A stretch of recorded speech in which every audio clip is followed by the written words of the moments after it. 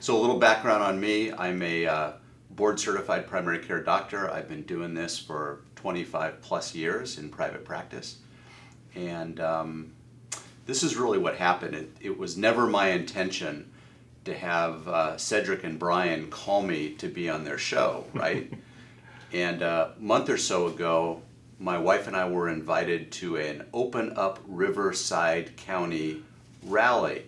Now, for those that don't know, we're coastal Orange County here. Riverside is, 30 or 40 miles inland. And normally I have no reason to go to Riverside. As a matter of fact, I didn't even want to go. But then my wife reminded me that because of COVID, there was no traffic. Right. We could zip out there in no time. So I agreed to go out. And they asked me to speak at this rally. The rally was before the Riverside Board of Supervisors meeting, where they were going to vote to open up Riverside. Okay. I didn't really have anything prepared, but I got up there and said my thing, and I asked my wife, I go, hey honey, take a couple pictures. It'd be cool to send the kids and be kind of fun, you know?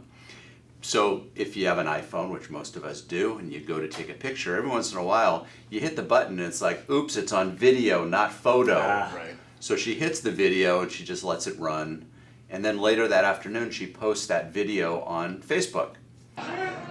My name is Dr. Jeff Barke, and I'm here representing thousands of physicians across the country whose voices are being silenced because we don't agree with the mainstream media and the experts who are telling us what to do.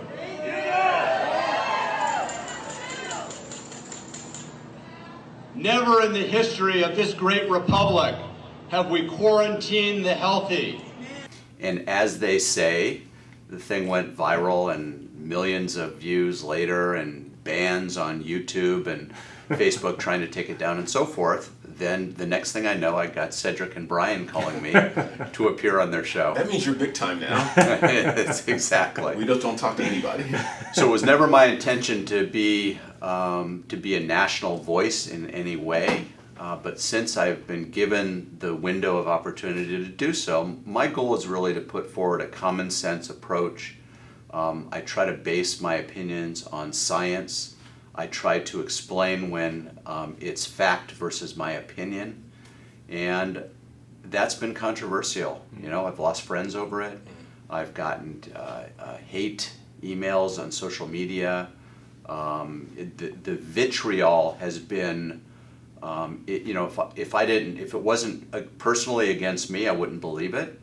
But some of the things people say about me and their attacks on me has been epic, and it really makes me believe that what I'm doing is correct. Yeah. And to the extent that there are other doctors, and I know there are, that I'm working with, that are getting the energy and the courage to speak out, I think there's thousands of doctors around the country that are kind of silently high-fiving me because finally they feel that a different perspective than what we're hearing from the mainstream media is getting out there.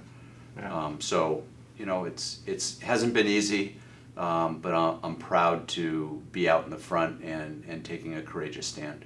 Good. Awesome. I think that was the viral video that you're mentioning that first turned me on to him, and I was like, look at this guy. Right. Look at this crazy guy. Then we saw you on Will Witt, and that's when he reached out to you, and we really appreciate you fully coming on. You to blow me off. I'll send you I tried to, right? I know, You're pretty persistent. We won't tell you we were already in Newport before we looked at our email. I gotcha. Forget that. We're actually here. Sorry about that. It's not No, your you fault. said at 8 o'clock in the morning, and we were so excited. We just You were down the street having coffee, just waiting. Jeez. Well, again, we appreciate you taking time out. My pleasure. To do this, and we Glad to appreciate be what here. you're doing, yes. Yeah. And I mentioned this before, it's not on my list, but you know Dr. Simone Gold. Yeah, Simone, I didn't know until my video went viral, and then a dear friend of mine, Mark Meckler, that name may sound familiar to you. He was the co-founder of the Tea Party back in the day. Okay. And left in I think the late 1990s or so, and created an organization called Convention of States. Mark Levin is a big proponent. He wrote about it in his book. And the idea of Convention of States is an alternative mechanism to correct our Constitution, to bring our Constitution back to what our founders desired by having a Convention of States, Article 5 in the Constitution. I don't have my copy with me, but if just look it up, Article 5, and it talks about that the states as a group, independent of Congress, have a mechanism to alter the Constitution. And you got to have, I think, I always forget the numbers, it's 3/4 of the states pass a resolution in their legislature to approve this, and a convention of states is called independent of what the Congress may want. And during that convention, offerings for changing the Constitution or correcting the Constitution could be put forward. Then of course those have to go back to the states to be approved. But the education about the Constitution is part of why Meckler is doing this, and if he's successful, and I hope that he is, it could right what is wrong with our Constitution. That used to be this really thin, easy to read book, and with all the laws and things that have passed, now if you go to buy the actual statue of the Constitution, it's like this thick. So anyways, Mark and I have been friends for a long time. Our kids went to Hillsdale College together, and awesome. So he's sort of like a brother to me. And it was through him that I got connected to Simone Gold, and now we've been sort of warriors in this battle together. Awesome. And we've written some things and have helped organize some activities. And she's heading to Washington next week with a group of doctors on the Capitol steps in D.C. There'll be some Congress people, a lot of social media and so forth. And her goal is really to bypass the mainstream media that isn't covering people like me, and to talk directly to the American people through a more effective mechanism, and that's through social media, and get the message out. And ultimately, we'd like to see it be made over the counter, like it is in many countries around the world.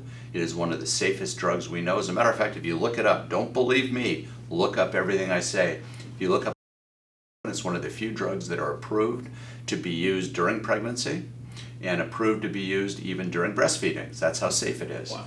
So, every year thousands of people die from aspirin over the counter, but I could not find one death, yet we're vilified for wanting to use it and treat patients with it, and it seems to work really well. My experience has been that it's a wonderful product when combined with zinc and used early in the course of COVID-19.